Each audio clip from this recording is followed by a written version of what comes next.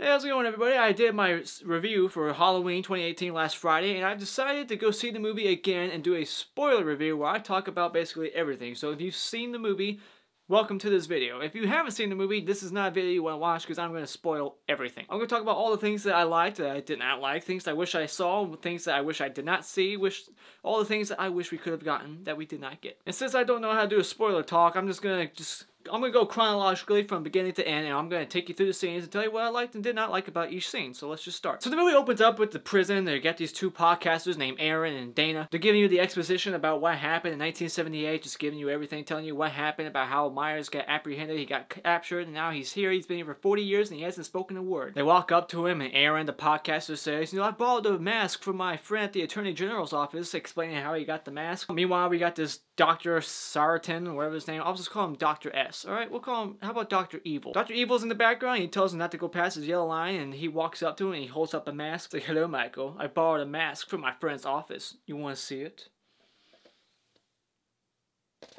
Oh shit, wrong mask. As soon as he pulls his mask out, everybody in that courtyard is just like losing their shit. They're all like laughing or getting all nervous, and you can tell that this mask has some sort of like force, it like brings Myers' evil out. Like, it's doing something to Myers. You don't know quite what it is, but there's something connected between Myers and his mask. And then all of a sudden, the credits start rolling. The opening credits, we get the pumpkin. We get to pay homage to the first movie with the pumpkin, and it's like reviving itself. I think it's like a metaphor for reviving the franchise, unless I'm just making shit up. But I think that's what they were going for. You get the classic Halloween font and color, and it's just paying homage to the first movie. And the score playing in the background. It's definitely the best we've gotten in a while. But I will say that they take the score and they change it, and every now and then during this movie as it plays out, you wish that they would play the original score more than they do. Just like certain scenes where like shit's going down and that you're like, where's that score? It's missing. But there is one scene where that score kicks in, but I will get to that point later on. But before I move on to the next scene, I feel like this score and open, it should have just opened with this shit. They didn't have to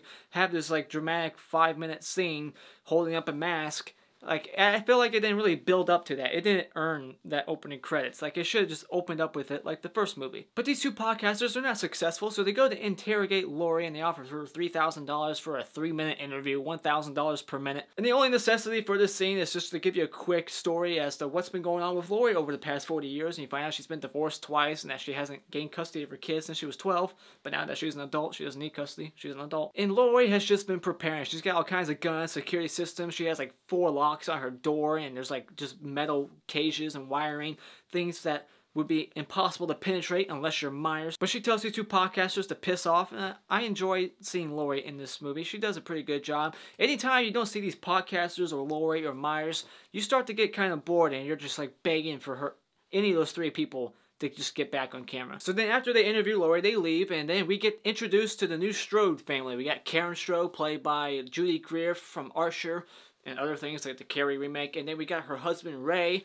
who is going to be a character that you will not remember other than the guy who put peanut butter on his penis. I don't get that joke, and I'll never get it. It made no sense. He's making all these mice traps because he wants to catch this rodent, and there's just all this hokey, weird, like, jokey dialogue from Danny McBride.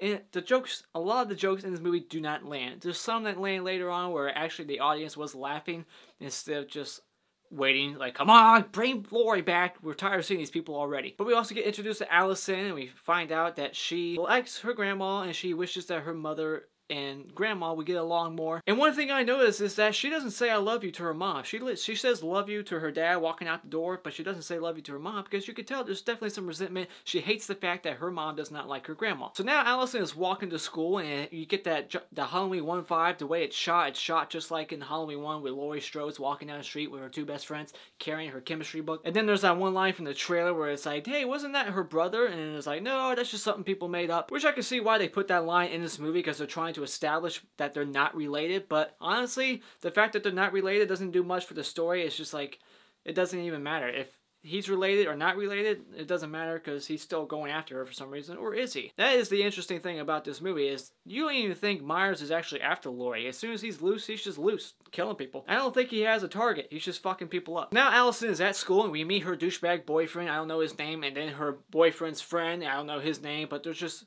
more stupid dialogue. You're just checking your watch. You're like, I don't care about any of this. I want to see Lori. I want to see Myers. Allison goes to class, and she looks out the window just like Lori in Halloween 1. Just another shot taken from that movie, except now it's Laurie outside looking at Allison creepily through the window, just like Myers was to Laurie in Halloween 1. But then the next shot, you find out why she was there, waiting for her to give her that $3,000 that she got from the podcasters earlier, and she's telling her to go to Mexico or some shit. Take this $3,000 and go to Mexico. Escape! Which, after watching this movie, I'm like, why did that scene exist? Nothing came out of that part of this movie. It's like, that $3,000 wasn't used to buy a gun to kill Myers later or something. The $3,000 and tell her to move to Mexico, I don't know what was being established there other than the fact that she thinks that Allison shouldn't be with her own mother. Like, just get the fuck out of there.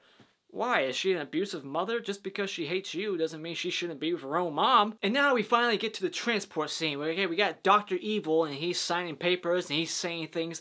There's a line that I missed the first time watching this. He's like, I'll always be with you, Michael, or I'm going to stay by your side. And right there, that is a red flag for what happens later. And I will get to that. There's even a camera shot of his little pen, his little tool, and now you know why it's there. But he insists on going on this transport just to transport Myers to the new facility, which he stressed earlier that he is completely against. He's talked about how he was a student of Dr. Loomis and he studied Loomis, but he disagreed with Loomis. Loomis wanted Myers to be dead, but he wants to study him and he wants to find out what makes Myers tick and why he's so evil, what he feels when he kills people, and what is his drive. Why doesn't he speak? But then the transport leaves the Smiths Grove Sanatorium and then Laurie is in her car and she's just drinking and she's all upset and she's like sitting there, she's debating if she wants to crash the party and crash the bus and kill Myers or shoot Myers on his way onto the bus. She doesn't know what to do. She's losing her mind. But then the scene's over and then we go to this diner where Allison is with her two parents and they're meeting her boyfriend for the first time and they're talking about how she's going to dress up for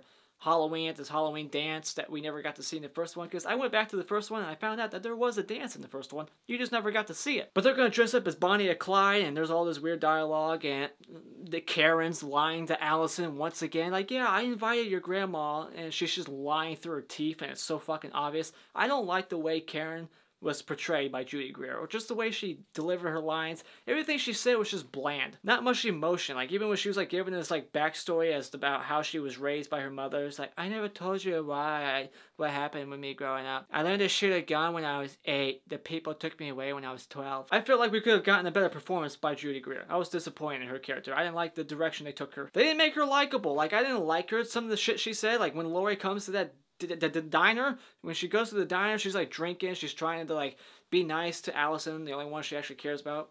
She loves her daughter Karen, but you don't really see it right here in this scene. But she's telling, you know, oh, good for you, Allison, you got the Honor Society, and she's like drinking, and then she like breaks down, starts crying. So we get to see some emotion about how all this is like weighing down on Laurie Strode. But then she just leaves, and then Allison chases her out, and Judy Greer is going like, I told you so. I hate to tell you, I told you so. Just making her character less likable again. It's like, quit being a bitch. That's your mom. Try to help her. And then we get to see the podcasters again. Like, yay, somebody interesting besides Karen Strode and her fucking useless husband Ray. We get to see the podcasters again. They're at this hotel, and they're like listening to old tapes of Dr. Loomis. I don't know who they hired to do a voice impersonation of Dr. Loomis, but it was almost spot on. They're listening to a tape of Loomis saying, like, evil must die. Like, don't keep it. Don't try to study it. Just fucking kill it. But then that scene's over, and now we're at this boy and his dad, but his dad looks like he's 60-something, and the way he gives his lines, it kind of makes you think, is he drunk or is he high? What the hell's going on with this character? Is he just stupid? But they come across this bus that's crashed and all these people are loose. They're all wearing their white crazy jackets. They're all fucking crazy. Anyone with half a brain would see that and go, shit, I'm not stopping. I'm going to keep going. But what do? They get out of the car. This is the moment in the movie where you're starting to see that cliche, stupid decision making that horror movies do. But the dad gets out of the car and he tells his 12, 11-year-old son, like, call the cops because you know what mile marker we're at, right? You can tell him where we are.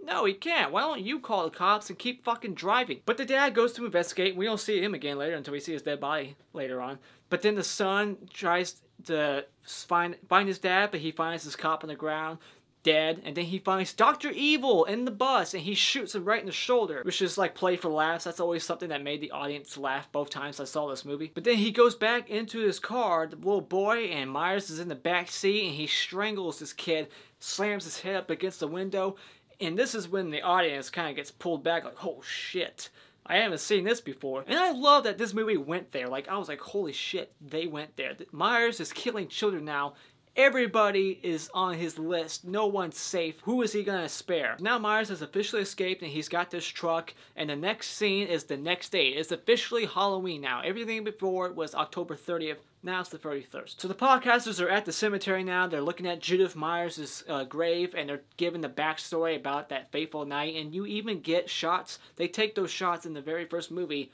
and they insert it into this movie of him stabbing his sister and her laying all bloody.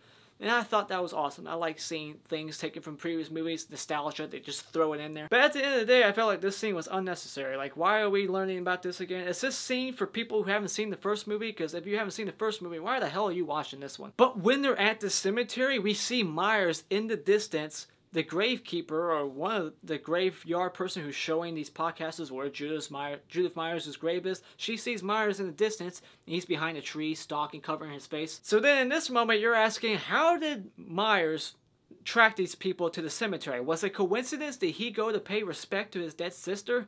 It's like, or did he just somehow know that these podcasters were going to be at that fucking graveyard? Coincidence factor. And since he found them at the cemetery, he then knows that they're the ones with the mask, and he follows them to the gas station where he gets his mechanic suit. It pays homage to Halloween 4 when he got his mechanic suit in that movie. And then there's like a bathroom scene, the best scene in this movie, next to what I'll get to later on. But the bathroom scene kind of makes you think of H2O, except there was no murder in that one. This is a much better version of that scene. But this is probably the most brutal session of the movie right here, is when he's like banging their heads against the wall, and he grabs Dana, the podcaster, and kills her. These are some good kills. These are like the kills that you'll see on screen. But the other ones are always off screen. Over half the kills in this movie are off screen, which in some aspects it's good because you see like the dead mechanic without his outfit on, and his head's like buried. Like you don't see his head, but you see his whole body, but his head's like being blocked by like a shelf, so therefore it leaves things up to your imagination about what happened to his head. But Myers kills these people, and then he gets his mask and a new ride, and when he puts that mask on, that's when the movie is officially in gear. He is loose, and he's going straight to Haddonfield. And even the way he puts his mask on, just in slow motion, it's done a lot better than Halloween 4, when he like took the mask and he's like stretching it and bending it all over his face. That was just horrible. This is better. And now since it's the next day, Laurie Strode found out about that escape from the institution, and she goes to warn Karen, and Karen is giving these lines about how there is no such thing as evil. This is a quote from Karen. "The world's not all evil, Mom. It's a place of love and hope and light." Like, just, she's just like, so fucking, it's cringeworthy. Like, I could not believe the things she was saying. Like, how fucking ignorant are you? Like, I understand you were raised to be so paranoid and how you just want to be the exact opposite just to spite your mom, and that's why she's like brainwashing herself to think that way.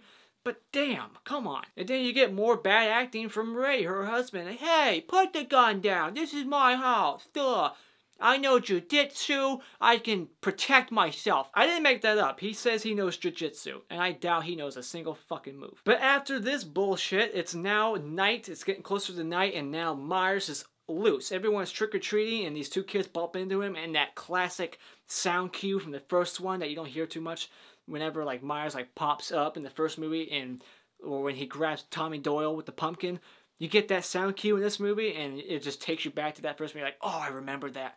It's such awesome. And then you see like the three kids with the season of the witch mask on them, and it's like, oh, that's Halloween 3. But he's just walking down the street, and he goes into this alleyway or the driveway to get this hammer, and that's when the original score starts to settle in. Like, it just kicks in, and that's when you start to get goosebumps. He's walking down the alleyway, and then he kind of like checks left to see if like the coast is clear. It's like, and then he grabs the hammer, walks in, and beats the shit out of some poor woman off camera, but we get to hear the impact. More shit that's left up to the imagination that totally works. Some things are better left to your imagination, but then there's some things that you just wish you got to see. But after he gets the hammer, we then get this longer shot than the one we just saw of him walking down the alley. We get this longer shot of him walking through this house into the next house, but before he gets to the next house, there's a baby in a crib crying, and I shit you not, because of that death we saw of that 12-year-old boy, if that did not happen, you wouldn't even question this. You wouldn't be like, oh, he's not gonna kill the baby. But since we saw him kill that kid, It's a question now, like, is he gonna fucking kill this infant? And I shit you not, everybody in that theater that I was just in was like, you could hear the murmurs and like the whispers like, no. Like, is he gonna murder this infant? And he looks at this baby for 2 whole seconds and he goes, nah, and then just walks out. And everyone goes, oh. And then he walks into the next house and we get the best kill in this movie, in my opinion. I think they used CGI for it, but it was done pretty well. Like, he walks up, it's this long shot, Myers disappears, and all we see is just this woman. She's on the phone, and then she walks up. She kind of turns the blinds. She messes with the blinds in front of her house, and Myers is just sneaking up behind her, and he grabs her by like the ponytail, slams her face down, and then stabs a knife through her throat. Best kill in the movie. So then where do we go from that awesome scene? Well, we go to the high school dance. Ugh. I'm trying to think what was important about this dance, why we needed to see it. And the only thing I could think of is the boyfriend throwing her phone in this pudding, this white pudding like shit. That way she couldn't get warned about Myers. But why did he throw her phone in the pudding? Well, he's mad that she got a phone call, kind of blew him off just to talk to her babysitter friend. And then he's cheating on her, and then she leaves. And this whole scene is just fucking boring. It doesn't last too long, but it's long enough to where you're like, I want to see Myers again. We just went from an awesome scene. Show me Laurie, or just, why am I seeing this? And not to mention, they create this asshole boyfriend cheating on her just to not kill him. Like, they could have had him chase her down to the street where he could have been killed, like to apologize or some cliche thing where like, I'm sorry, and then get killed. But instead, that other friend we met earlier in the hallway at the school, he follows her home. He's like, you deserve better. I'm your, he's like in the friend zone, but he doesn't want to be. So there's like this love triangle going on, and it's kind of inserted that maybe he's the one that got the boyfriend drunk, because the boyfriend is like blaming alcohol for why he was cheating. And she's like, did your friend give you the alcohol, or was it you? Well, apparently maybe it was the friend. So maybe the friend, the fat guy with the chapstick, maybe he set that up. Maybe he wanted him to cheat, and he did it. So maybe he's a mastermind. But anyways, after the whole the phone and the pudding thing, we go to the scene where this is where the most comedy, this is where all the comedy kind of kicks in. We got this babysitter friend of Allison, and she's babysitting this little kid. I forget his name. But he's delivering all the lines that make the audiences laugh. He's like cutting his toenails, and he's like, I know you're about to invite your friends over to get drunk and smoke weed. But she puts him to sleep, and then her boyfriend, who shows up, Dave or something, he shows up with like this pumpkin, and then he goes out to this garage and it's like building up to something, and all of a sudden it's just a motorcycle. He's riding a motorcycle, he's like revving it, and I thought they were gonna do something to where like he was drowning out noise of like distress. But no, it just kind of ends there. The whole motorcycle thing was just stupid. It wasn't necessary. It was just played for laughs with him falling off of it. It was just stupid. But then Allison's friend goes upstairs to check on this boogeyman that the little kid told her about. He's like, there was somebody at my door. And then she goes up there and she's putting on this show like, oh, stop it. And she's like in the other room. You don't see her, but she's acting like she's being attacked or telling someone to get out. And then she's like, bah! So it's just like, when this is the scene where the comedy should have stopped. Like, the comedy downstairs in the house, sure. But then when he tells you that there's a fucking person up there, why wouldn't you take that serious? I know he's a kid, but at least take it half serious. And this is what, like, the comedy kind of ruins it for me. Like, the comedy should have stopped when she went to check. She should have just went in there, checked, and then said, no, I didn't find anything, and then shut the closet door, and then Myers is there. But that's not how it went out. That's how I wish it would have went. I wish it would have played out like that. But yeah, Myers then kills the babysitter off camera, kind of, and then the little kid runs downstairs. He's like, fuck this shit, I'm out. And then Dave's grabbing a knife like, I'll protect her. And then we don't see him again until he's pinned it up against the wall, dead. And in none of these moments, the score from the original doesn't kick in. Like, there's like a couple of moments where the score just feels, they kind of redo it. And they kind of speed things up. And I just wish they would have just kept it to the original. Why not? It's your movie. You can do it. But yeah, that was just one scene where I feel like the comedy kind of got in the way. But now Laurie and the cop arrive to the house because the little kid ran away, called the cops. So now Laurie and this cop, Hawkins, are there. Hawkins, played by Will Patton, I think. He looks like John McCain, if you ask me. But Hawkins goes upstairs and we find the babysitter underneath a blanket. And it's paying homage to Halloween 1 when Myers put the blanket over his head. And then you see that pumpkin that Dave brought to the house inside the fishing tank. I thought that was weird. Why did Myers waste his time to take this pumpkin downstairs and put it in the fishing tank? I didn't understand that decision making. But I liked how they're still like having Myers set props up just to taunt his victims, just to fuck with them, just setting things up for just for scare's sake. But Laurie's outside while Hawkins is upstairs, and she sees him in that mirror that you see in the commercial, and she shoots him right in the face in that mirror. Perfect aim. And then Myers escapes downstairs, walks outside, and Laurie, who just had a very great aim, misses him. Like, not completely. She wings his shoulder, like hits him in the shoulder. But this woman who's been practicing shooting her entire life misses him. And I know what you're thinking, but if she shot him in the face then, the movie would be over. You're right, it would be. My bad. And now this is when Laurie gets to meet new Loomis, because they're there collecting the bodies of everyone that died on that street. And Loomis, this new Loomis, Dr. Evil, he pops up and he's like, oh, Laurie Strode. And then Laurie's like, oh, so you're the new Loomis. Fuck that line. Fuck that line. He is not the new Loomis. And then Dr. Evil's going on again about how, Myers is state property. We need to protect him. Don't kill him. I need to capture him and bring him back to my place. But then that scene's over and now we're going back to Allison. She's walking home all upset with the boy who told her, you deserve better. And then he tries to kiss her, and all this comedy is just coming out of this scene. Like, he's like, oh, I thought there were signals. Like, what fucking signals? And then he's like blaming, he's saying shit about guacamole. He's like, these girls were all, I'm sorry, I'm drunk, but these girls were feeding me guacamole in sexy ways. There's just all this comedy where it starts to get to be a little too much. And then Myers is just in the background. Allison's walking away. She's gone. And this piece of shit kid who just tried to kiss her, he sees Myers and calls him Mr. Elrod, which is a homage to Halloween 2. Now, I love the way they shot this movie. This was a very well seen movie. This is like the third best scene because they got this very good tension building scene right here where the motion sensor lights, they keep cutting off and on, so Myers is disappearing. Like, one moment he's here and then another moment he's here, and then the motion sensor lights come on one more time and he slices the kid, and then he kills the kid, and Allison finds the guy's body. That's when she screams and starts running away, and she gets picked up by Hawkins and then Dr. Evil, new Dr. Loomis, and they just keep driving around. So they find Myers, right? And they run him over. Hawkins is trying to get a shot of this fucking maniac. He wants to kill him because he was the cop that apprehended and captured Myers in 1978, supposedly. And now he wants to kill Myers, and the doctor is not letting him. The doctor is blocking the body, and he takes this little secret weapon out, and he stabs the cop in his fucking throat over and over and over again. And then this guy who got shot, by the way, I told you that, right? So he has his little brace, and then he takes Myers' mask, puts the mask on, and he's all like, so this is what it feels like. So now he's just fucking psycho. And then this guy with one arm, this old fragile man, he drags this big old motherfucker Myers all the way to the cop car and puts him in the car with one arm. How's he pulling this off? Then he gets in the car and he starts escorting Allison to Laurie's house, because now he has this theory about how he can get Michael to speak. And his theory is he just wants Laurie and Myers to meet up, and maybe them just wanting to be the prey and predator, that's what's keeping them alive. He just spews all this bullshit and I'm just not understanding it. I'm like, you're just out of your fucking mind. But this is the scene that pissed me the fuck off. This is literally like the scene that took this movie from what could have been like an A for me to just a B. I hated the fuck out of this scene. And I know some people who actually like this scene. Like, oh, it's a new direction. It's different.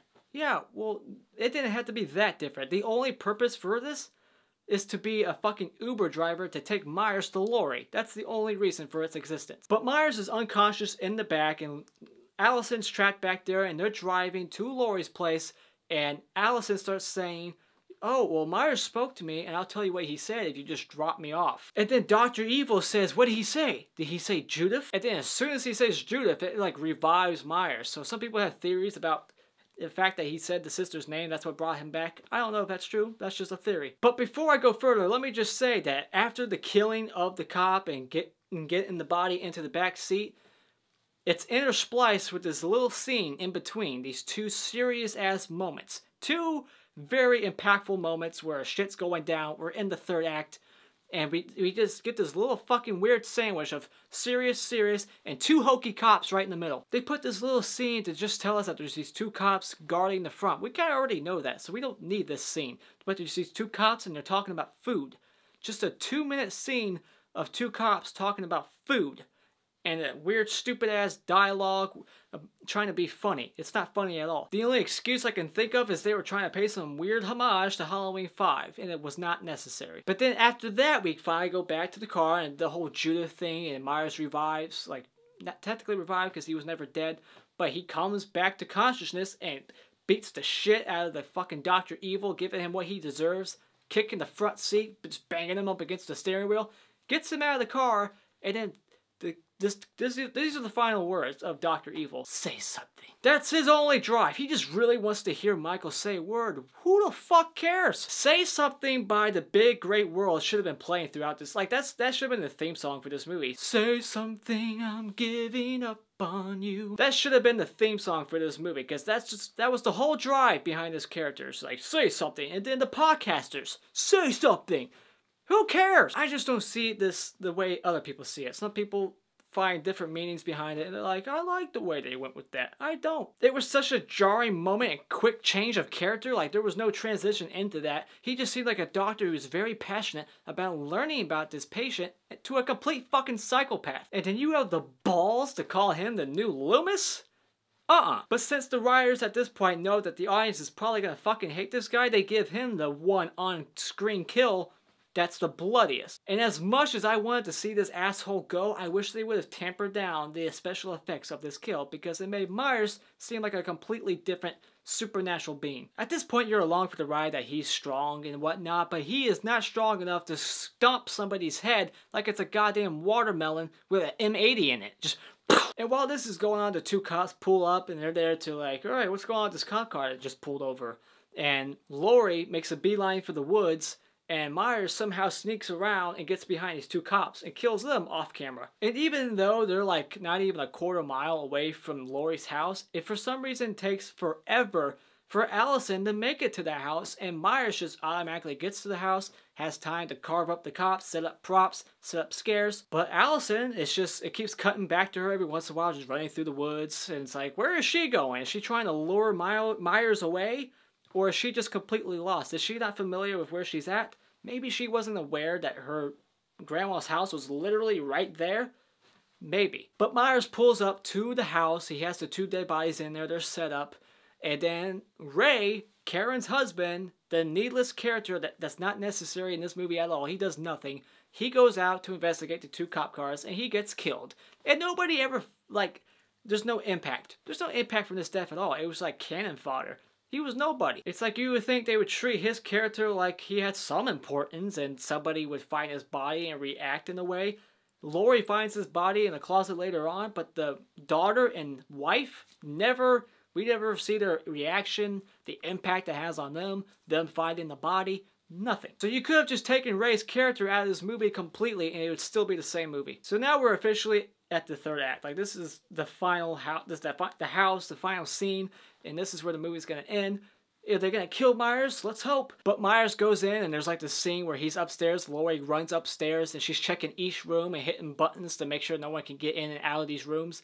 And there's like this mannequin room, and the way they shot this scene was very well lit. The cinematography, how they kept Myers like hidden, and the way there's like no score at all. It was just Lori just looking everywhere for a flashlight. Very good scene right there. But then Lori and Karen are in the basement. They're in this like secret like basement that has like an island bar in the kitchen that like blocks it off to where you don't know it's there. But when they're in the basement and they're looking up, it looks like the floor of the kitchen and living room is made of wood, and there's like these cracks where light is shining through. And then she shoots randomly, thinking she's gonna get Myers, just basically saying, hey, I'm down here, by the way. What a fucking stupid decision. And then when you're upstairs again, you realize that the entire floor of the kitchen and living room is tiles, not wood. But then Lori kicks some ass, and even Karen Stroh, she finally does something. She shoots Myers in the cheek. And then finally, they trap Myers in the basement and they set the house on fire. I would say the end of this third act is pretty good. It's not the best third act of all the Halloween movies, like, you know, the first one and the Halloween 4, but this one's up there. I like it. This movie does have a lot of good lighting, good tension in some scenes, but just the comedy sometimes kicks in, and then it's like it takes you out of the moment. Which I can understand the strategy behind it to take you out of the moment, to make you think everything's okay. But who's gonna forget that this is the Myers movie, and shit's not okay. I do like the way they shoot Myers in this movie. There's some parts where they show him a little too much. And there was one thing I remember, like when they show his eye just a little bit, that was them basically saying, hey, remember when he got fucked up in the face in the first movie when Laurie stuck the coat hanger in his eyeball? I think that's what that was showing. But yeah, when this movie's over, it kind of shows you the house burning and it shows you the basement and it doesn't show Myers, so that's up to interpretation. Is Myers really dead or did he escape? And then we just got Karen, Laurie, and Allison. They're on the back of a pickup truck that was driving by. They hitch a ride out of there, even though there was 2 other cars up front that they could have just taken out. But whatever, they hitch a ride. And then the camera pans down to Allison, who's still holding a knife that she used to stab Myers. And then the movie just ends. So then you're wondering, is Allison fucking crazy now? Or what's going on there? I heard one theory that said, well, you know how Laurie kept dropping the knife in the end of the first movie? Well, now it's saying that Allison's smarter than Laurie, and she's not gonna drop the knife. That's an interesting theory, but I think that's just bullshit. I think she's gonna be a fucking killer or something. If we get another movie, that better not be the direction they go. Not that it's up to me, but I hope they don't go in that direction. I hope they utilize the score more. They didn't use the score as much as I wanted them to. There were some shots that we didn't get that I wish we kind of got to pay homage. Like we didn't get any like actual POVs of Myers. We didn't get any over-the-shoulder shots of like stalking that I was wanting. But yeah, the only scenes I like in this movie is, you know, the third act when they're at the house. I like the Myers going house to house killing people. I like the whole killing the babysitter scene. Anything with Myers, the bathroom scene. All that stuff. I liked that. But every time it kind of just went away from Laurie, you were just waiting for Laurie to get back. And the characters weren't written that interesting. It was just more for laughs. Each character, you didn't care about their situation. And like I said, like Ray's character, completely unnecessary. Karen, she wasn't likable. Like you understood why she tried to turn into a peaceful, like there's no such thing as evil type of person. But it was just too much. And she didn't. And the way she just lied through her teeth to her kid all the time, she wasn't likable. Like, she should have been a little bit more likable for me to care about her. I was more invested in Laurie than anybody. This movie got very hyped. A lot of marketing, just commercials left and right, just prepping this movie up to be this awesome thing. And therefore, it just kind of didn't meet those expectations. Over half the kills are off camera, and a couple of them are decent, but the rest are just lame. But I still enjoy this movie. I won't say it's bad. I still agree with my grade I gave it in my review. There was just some things that I wish I got to see that I didn't see. Some things that we did get that I wish we did not get. That whole Dr. Evil bullshit. Like, I thought about that the entire day at work. Like, that's how much it pissed me off. So yeah, those were my opinions of all the scenes and all the things we got. So, did you like this movie? Did you like its pacing? It paced pretty well, but like I said, it would have paced better if the scenes without Myers, Laurie, and the podcasters were just a little bit more interesting, but they just weren't. But it's not like any of these scenes were like unnecessary. The only thing that was like unnecessary was the whole motorcycle in the garage thing. I just didn't understand that. But what were your spoiler thoughts about this movie in the tell me in the comments below. And if you enjoyed this review at all, you can hit that like button and subscribe by clicking on my beautiful cartoon face in 5 seconds to see more. And until next time, Auf Wiedersehen.